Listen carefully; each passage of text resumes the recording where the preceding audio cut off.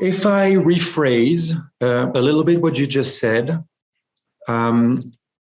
if I understand the two trends that you see, could you elaborate a little bit more on trend number one, which is you see the hospitality industry being very focused on hospitality, getting people to come to a property, a hotel, a resort, to stay for a certain number of days and to enjoy the specific treatments in the spa and wellness menu, and in this case with the medical wellness component. So people stay, but you see also a huge opportunity in education, and with this is new for the hospitality industry. Now with digitalization, a lot of groups like Six Senses, Four Seasons,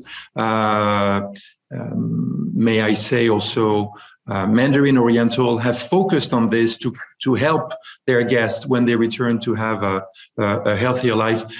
But then maybe there's an opportunity for hospitality groups to learn more about the business of education, especially in healthy living.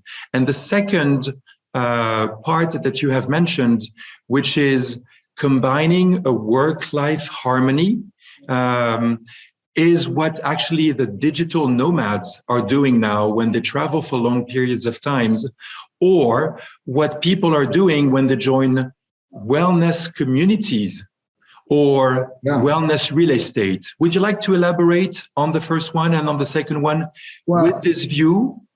Yes, I think for the first one, in the hotel industry, the attitude is to create, the trend is to create a good experience for client. All the hotels chains talks about experience rather than services. Okay, it's good, but it's a temporary experience. And it's not enough, and it's not a good opportunity. Maybe make an example, I need to bring with me something that reminds me. It's also by the marketing point of view. If I'm able, as an hotel chain or hotel operator, to remind constantly my brand in-house, this is a good marketing point. So there's two phases. First phases is that we help people to live better in the long term. It's a social aspect. Second is a marketing aspect. Remind client that we exist. So after 1 month, every day they will remind the brand that suggests this new habit. So I think we need to face the new hotel services and experience, try to figure out that hotels have a double role, a social role and an economic and business role. But the new market will teach how to combine the social role and the business.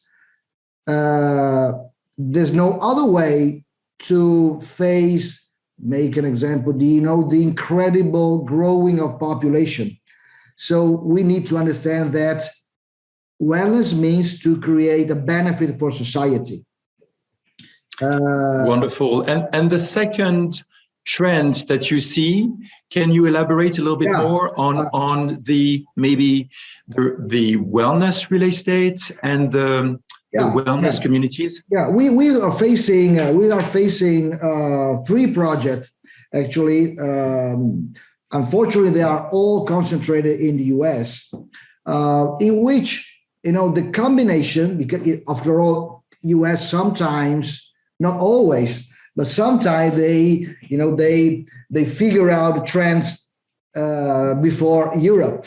Not always, but being Europe. Very often. Yeah, but sometimes. And in this case, I think, their attitude and the way in which they understand work is different from European standard. In Europe, we work for living. In the US, it's a easier things to say, but it's correct. In US, they live to work, more or less. But the key point is how to combine the two things. So live, and that's it. Inside living period, you need to work, but it's part of living. And so we need to bring wellness, and there's no other way to live in a wellness attitude. Okay, so if you really want to live in a good way, you need to face wellness component. It's a good nutrition, it's a good training at the morning, good reading, everything is wellness. Okay, so the two combinations, it's a key point. So we need to change our habit in working. And as I said, in US, we are facing new 3 projects in which real estate and working and wellness is trying to, to fuse in one things. And I think it's one of the most important and lasting opportunity in our industry. How important would you say the role of design and architecture play in the guest emotional experience to be reassured in a medical wellness environment? From the beginning, architecture and design have 3 main roles. First role is the functional role. We need to solve problems, basically. The second is the architecture. Architecture is art. And so art means that must create an emotion. So architecture has to emotion people, try to move their passion, try feelings, and their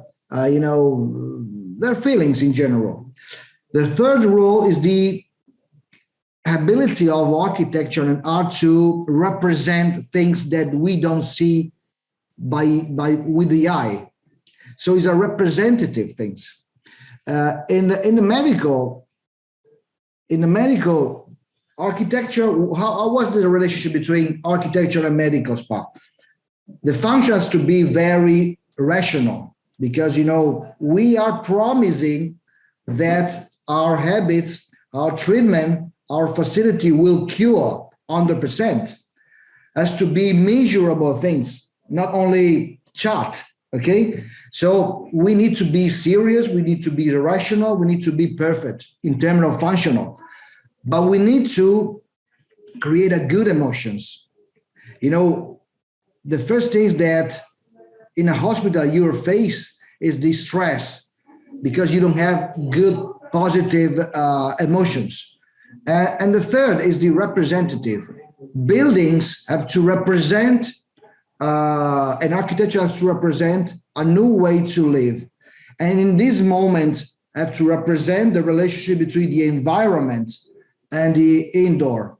So really good medical spa design is when we combine the rationality with the relationship with the outdoor. On your website, there are many very striking points that you make throughout the many videos that you share, the many projects that you show. But there's one quote that really caught my attention. You said, architecture is the art of creating wellness for people and for the environment. And I'd like to ask you this question because you just mentioned creating a connection between the nature and the indoors, and also because you're one of the board members of the Sustainable Spa Association. Can you elaborate on this point and give some examples on how wellness is actually manifesting, a positive impact on the environment, for instance, with Le Fay Resort in Lago de Garda or in the Dolomiti? Yeah, well, the experience with the association, this Sustainable Spa Association, created, founded mainly by Lucy Briley, that is a very well-known name in this industry, and as being a great experience. It's a new way to face for real sustainability and wellness. Even in this case, there's a lot of facility around the world that promise to be sustainable, but sustainability is not only concerns with the energy. It's concerns with the way in which you treat your staff, in a way in which you treat your client, of course, but it's a holistic approach. So we got wellness. It's a holistic approach, because wellness, it doesn't exist without an holistic approach. And sustainability is must have an holistic approach as well. So maybe some example, in the Le Fay is not only a place that is able to reduce energy consumption. It's a place in which we respect all the elements that create sustainability, from staff, politics, to food and beverage, from cosmetic products, but the feeling in general has to be sustainable. As I said, always I say, wellness is sustainable for human being, and sustainability, it's wellness for the planet. So there's an overlapping of the two concepts. So in my mind, it's not possible to understand a spa, a really good spa, with a high promise without being sustainable.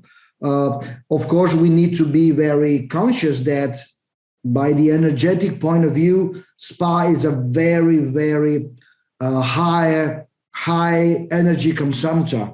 Okay, so it's not possible to reduce to zero the impact in energy consumption. But after that, we can create a lot of small things and bigger things, trying to be more sustainable. Imagine that Le Fay produce every year a sustainable report that list all the things that have been done during the year. And this is a document, official document, that a lot of clients are happy to receive and to read. This is one thing that, being European is very important. I have to say, maybe it's not polite to say, but European are the only, the only place on earth in which sustainability is really being inherited in our mind. It's not the same in Asia. It's not the same in Middle East. It's not the same in Americas. So in this case, we are really a continent that create a trend, and this is for sure. I know, I know for sure these things, and so we, as a European, have a big role in the new sustainability trend. That is how we have a role to teach how to be sustainable. And because it's, we are a lot of people in a small space. So for us, it's easier, and we need to be it. We need to be sustainable. Otherwise, it's a big problem with pollution, with other things. But probably being European, we need to be a master in this. And Lucy have this great idea. Lucy Bradley has this great idea, and it starts for Europe, it's not a casualty. And so I would say that sustainability is one of the key assets, has to be something not to discuss, has to be we need to be sustainable, no other way.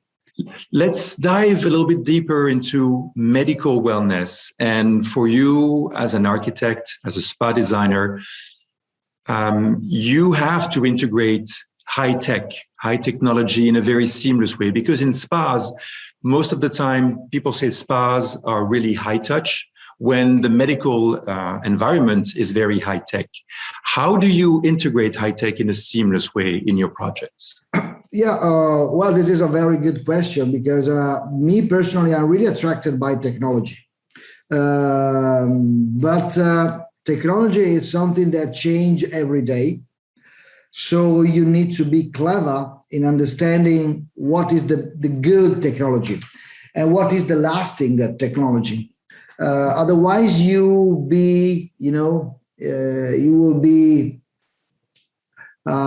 you will have a confusion in which is the good and which is the best. Not all the technology are good.